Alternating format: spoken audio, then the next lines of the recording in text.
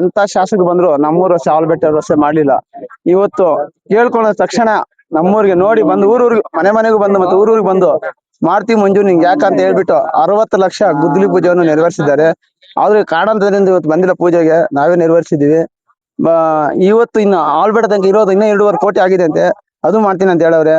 ಅದಕ್ಕೆ ನಾನು ಅವ್ರ ಚಿರುಣಿಯಾಗಿ ಇರ್ತೀವಿ. ನಮ್ಮ ಯರ್ನಾಳ್ ಪ್ರತಿಯೊಬ್ಬ ವ್ಯಕ್ತಿನೂ MLA ಅವ್ರಿಗೆ ರಸ್ತೆ ಆಗ್ತಾ ಇದೆ ಅಂದ್ರೆ ಅವ್ರಿಗೆ ಧನ್ಯವಾದಗಳು ಹೇಳ್ಬೇಕು. ಅದೇ MLA ಬಂದು ಎಷ್ಟು ಸಲ ಕೇಳ್ಕೊಂಡೆ, ಸುಧಾಕರ್ ಹತ್ರ ಹೋಗಿ ಕೇಳ್ಕೊಂಡೆ, ಅವ್ರ ಕೈಲಿ ಆಗ್ಲಿಲ್ಲ. ಇವತ್ತು ಪ್ರದೀಪ್ ಅಣ್ಣ ಹತ್ರ ಹೋಗಿ ಡೈಲಿ ಕೇಳ್ತಾ ಇದ್ದೇನೆ, ನಾನು ಹೋದಾಗೆಲ್ಲ ಮೀಟಿಂಗ್ ಅಣ್ಣ ಆಲ್ಬೆಟ್ಟ ರಸ್ತೆ ಏನಾಯ್ತು ಅಂತ ಕೇಳಿದ ತಕ್ಷಣ ಮಂಜು 60 ಲಕ್ಷ ಆಗ್ತೀನಿ ಪೂಜೆ, ಆದಷ್ಟು ಮಾಡ್ಕೋ, 2.5 ಕೋಟಿ ಇದು ಆಲ್ಬೆಟ್ಟ ತನಕ ಮಾಡ್ತೀನಿ ಅಂತ ಹೇಳವ್ರೆ.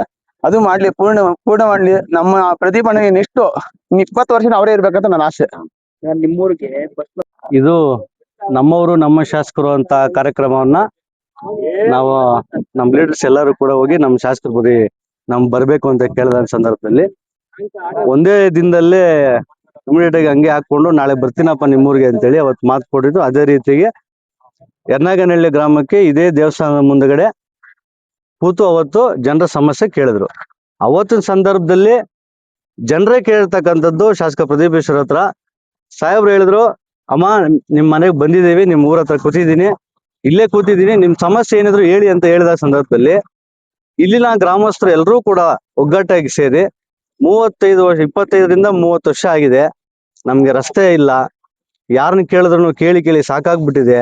ಎಷ್ಟು ಶಾಸಕರ ಹತ್ರ ಹೋಗಿ ಬೇಡ್ಕೊಂಡ್ರು ಕೂಡ ಇದು ಹೆಂಗೆ ಅಂತಂದ್ರೆ ಇದು ಗುಡ್ಡಗಾಡು ಪ್ರದೇಶ ಅಂತ ಹೇಳ್ತಾರೆ. ಅಂದ್ರೆ ಇದು ಈ ಕಡೆ ಬಾರ್ಡ್ರು, ಈಗ ಆಂಧ್ರಗೂ ಬಾರ್ಡರ್ ಟಚ್ ಆಗುತ್ತೆ, ಈ ಕಡೆ ಲಾಸ್ಟ್ ಇದು ಬೂತೆ ಲಾಸ್ಟ್, ಇನ್ ಸ್ವಲ್ಪ ಉದ್ದ ಹೋದ್ರೆ ಗೌರಿಬಿದನೂರು ಹೋಗುತ್ತೆ, ಈ ಕಡೆ ಹೋದ್ರೆ ಆಂಧ್ರಕ್ಕೆ ಟಚ್ ಆಗುತ್ತೆ.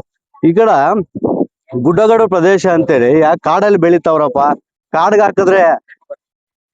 ಕಾಡಲ್ಲಿ ರೋಡ್ ಹಾಕಿದ್ರೆ ನಮ್ಗೇನು ವೋಟ್ ಬ್ಯಾಂಕಿಂಗ್ ಬರಲ್ಲ ಅನ್ನೋ ಉದ್ದೇಶದಿಂದ ಹಳೆ ಹಿಂದಿನ ಶಾಸಕರು ಕೂಡ ಅದ್ ಏನ್ ಯೋಚನೆ ಮಾಡಿದ್ರೆ ಗೊತ್ತಿಲ್ಲ. ಒಂದೇ ಉದ್ದೇಶ ಅವ್ರದ್ದು, ಗುಡ್ಡಗಾಡು ಪ್ರದೇಶ ಕಾಡಲ್ಲಿ ಜೀವನ ಮಾಡೋಂಥವ್ರು, ಅಂತವ್ರಿಗೆ ರೋಡ್ ಹಾಕಿ ಏನ್ ಪ್ರಯೋಜನಪ್ಪ.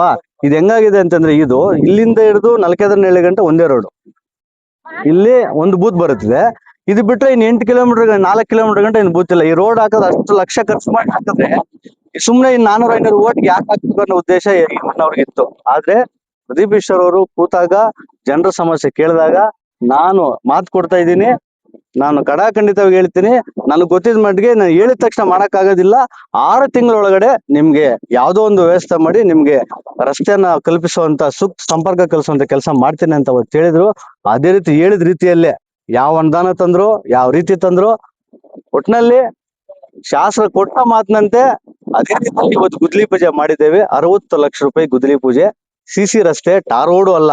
ಟಾರ್ ರೋಡ್ ಬೇಕಂದ್ರೆ 10 ಲಕ್ಷದಲ್ಲಿ ಮುಗಿಸಿ ಹೊರಟೋಗ್ಬೋದು. ನಿಮ್ಗೆ ನಾನು 20-25 ವರ್ಷ ನೆಕ್ಸ್ಟ್ ಇನ್ 25 ವರ್ಷ ನಾನೇ ಇರ್ತೀನಿ, ಅಲ್ಲಿವರೆಗೂ ಈ ರಸ್ತೆ ಹಂಗೆ ಇರಬೇಕು ಅಂತೇಳಿ 25 ವರ್ಷಗಳ 30 ವರ್ಷ ಎಷ್ಟು ಇರ್ತದ CC ರಸ್ತೆ, ಅಷ್ಟು ದಿನ ಈ CC ರಸ್ತೆ ಇರ್ಬೇಕು ಅಂತೇಳಿ 60 ಲಕ್ಷ ರೂಪಾಯಿ CC ರಸ್ತೆಯನ್ನ ನಮ್ಮ ಶಾಸಕರು ಕಲ್ಪಿಸಿಕೊಟ್ಟಿದ್ದಾರೆ. ಜನಕ್ಕೆ ಒಳ್ಳೇದು.